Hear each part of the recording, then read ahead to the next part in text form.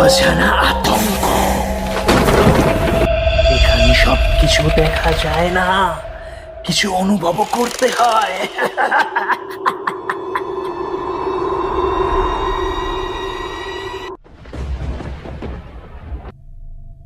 আমাদের আজকের ভৌতিক নিবেদন আলোক ফাঁদ। 6 দিন আগে সে এক অজানা পাণ্ডুলিপি পড়েছিল।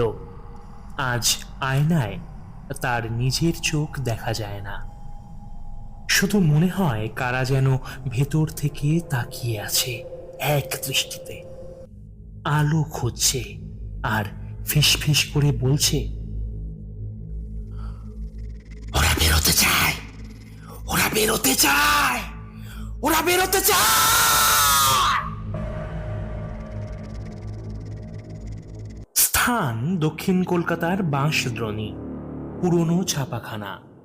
বাইরের অবস্থা, ঝোড়ো বাতাস গাছের ছায়াগুলো ছায়ার মতো নড়ছে দেওয়ালে, ঘড়ির কাঁটা যেন একটু থেমে আছে।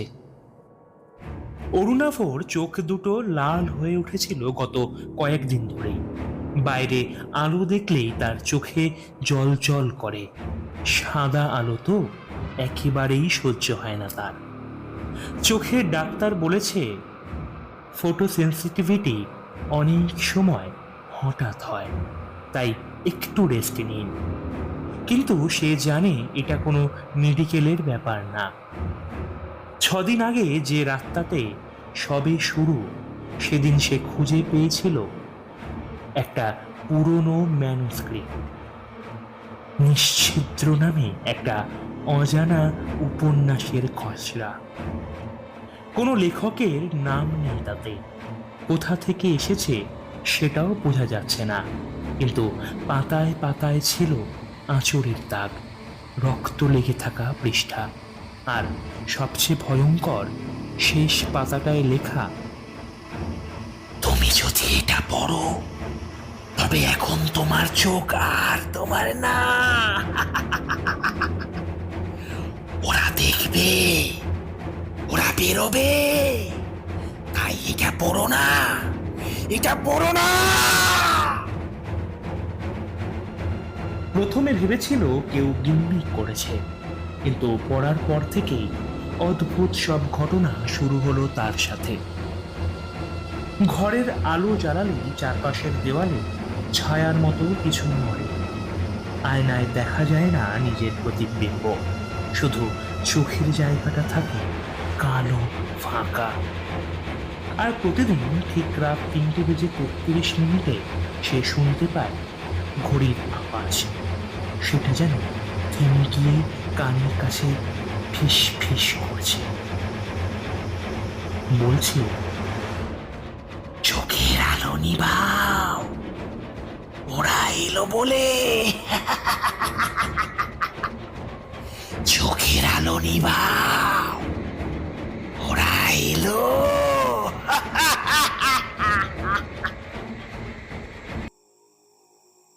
কাল রাতে সে সিদ্ধান্ত নেয় ম্যানুস্ক্রিপ্টটা ফিরিয়ে দেবে, যেখানে পেয়েছিল বাঁশদ্রোণীর সেই পুরনো ছাপাখানায়। ছাপাখানার ভেতরে ঢুকতেই বাতিগুলো সম্পূর্ণ নিভে গেল, আর তখনই চোখের মধ্যে থেকে কিছু একটা নড়ে উঠল। তার নিজেরই চোখের ভেতর থেকে বেরিয়ে এলো সাদা রঙের এক লম্বাটে আঙুল। চোখ ছিঁড়ে বেরিয়ে এলো আর একটা চোখ। সে বুঝতেই পারল এগুলো তার চোখ নয়, এগুলো ওদের জানালা ছিল। ওরা এখন ঘর খুঁজছে, মানুষের শরীর নয়, মানুষের চোখ। যে চোখ আলো দেখে, সেই চোখে ওরা বাসা বানায়। আর তারপর ধীরে ধীরে শরীরের বাকি অঙ্গ দখল করে নেয়। ছাপাখানার ভেতর সে দেখতে পেল শত শত চোখ জল জল করছে অন্ধকারে, ভেসে বেড়াচ্ছে। তাদের আলো পছন্দ নয়, শুধু আধার আর দৃষ্টি দরকার ওদের। আর এই অরুণাভই এখন তাদের নতুন বাহক। সে সে চিৎকার করতে চেয়েছিল, কিন্তু গলায় ততক্ষণে শব্দ আটকে গিয়েছিল, কারণ তার জিভও তখন আর তার ছিল না। সেটা যেন অন্য কিছুর বশে হয়ে গিয়েছিল। সেই রাতের পর বাসদ্রোণীর সেই ছাপাখানার ভেতর থেকে মাঝরাতে একটাই আওয়াজ আসে, আলো নিভাও, চোখ জ্বলে, আলো নিভাও, চোখ জ্বলে।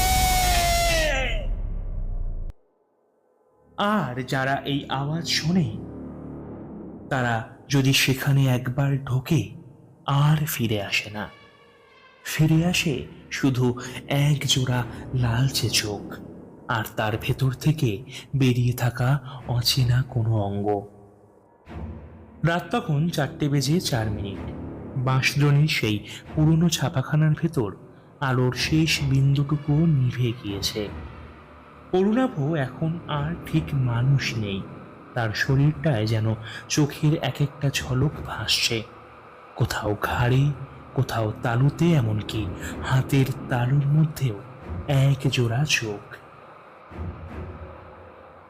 প্রত্যেকটা চোখ যেন বাইরের কিছু দেখছে না, বরং ভেতরে মানুষের ভয়, স্মৃতি আর আলোকে গিলে ফেলছে। তার সামনে ভেসে আছে সেই ম্যানুস্ক্রিপ্টের শেষ পৃষ্ঠা, কিন্তু এবার সেখানে নতুন কিছু লেখা। সেখানে লেখা ছিল, আলোকপাত একবারই খোলে, তারপর আলোই হয়ে যায় পাত। সেই মুহূর্তে ছাপাখানার ভেতরের মুদ্রণ যন্ত্রগুলোর শব্দ শুরু হয়, ক্লাং ক্লাং শব্দ। প্রতিটা শব্দে অরুণাভর শরীর কেঁপে উঠছে। হঠাৎ ছাপাখানার এক কোণে জ্বলতে থাকা একটি পুরনো প্রজেক্টর নিজে থেকেই চালু হয়ে গেল। এক সরু আলো ছুড়ে দিল দেওয়ালে। দেওয়ালের ছবিগুলো হঠাৎ জীবন্ত হয়ে উঠল। সেখানে দেখা যাচ্ছে অরুণাভ নয়, বরং যারা ওর আগে এই ম্যানুস্ক্রিপ্টে চোখ রেখেছিল, প্রতিটি মানুষ এক এক করে হারিয়েছে নিজেদের দৃষ্টি। শেষে তাদের সমস্ত স্মৃতি ছাপা হয়েছে এই ছাপাখানায়, সাদা পাতায়, অদৃশ্য কালিতে, যা শুধু অন্ধ চোখ দেখতে পারে। বাইরে একজন রিক্সা চালক ঝড় থামার পর আশ্রয় নিতে ছাপাখানার দিকে এগিয়ে আসে। ভেতর থেকে আবারও শোনা যায় সেই ফিস ফিস শব্দ। সেখানে বলা হয়, আলো নিভাও, শুনতে পারছো? হ্যাঁ, আলো নিভাও, হয়তো চোখ জ্বলে, চোখ জ্বলে। রিক্সা চালক ভেতরে উকি ঝুঁকি দেয়, দেখে পুরনো একটি ডেস্কে কেউ বসে আছে পেছন ফিরে, সম্পূর্ণ চুপচাপ। তারপর ধীরে ধীরে সেই মানুষটা ঘুরে দাঁড়ায়। চোখ দুটো লাল নয়, বরং শূন্য, যেন সাদা ফাঁপা। তার মুখে একটাই কথা, তুমি এখন দেখেছো। এবং যারা দেখে ফেলে তারা আর চোখ বন্ধ করতে পারে না, আর চোখ বন্ধ করতে পারে না। পরদিন স্থানীয় খবরের কাগজে একটা ছোট খবর লেখা থাকে, অজ্ঞাত যুবকের দেহ উদ্ধার, চোখ নেই, বাঁশদ্রোণীর ছাপাখানায় অস্বাভাবিক গন্ধ। কিন্তু ছাপাখানার সামনে একটা নতুন বোর্ড ঝুলছে এখন, আলোক ফাঁদ প্রকাশনী, শুধুমাত্র অন্ধদের জন্য পাঠযোগ্য। আর বোর্ডের নিচে সাদা কালি দিয়ে লেখা, তোমার চোখ কি আলো সহ্য করে? তবে এসো, পড়ে ফেলো আর হারিয়ে যাও।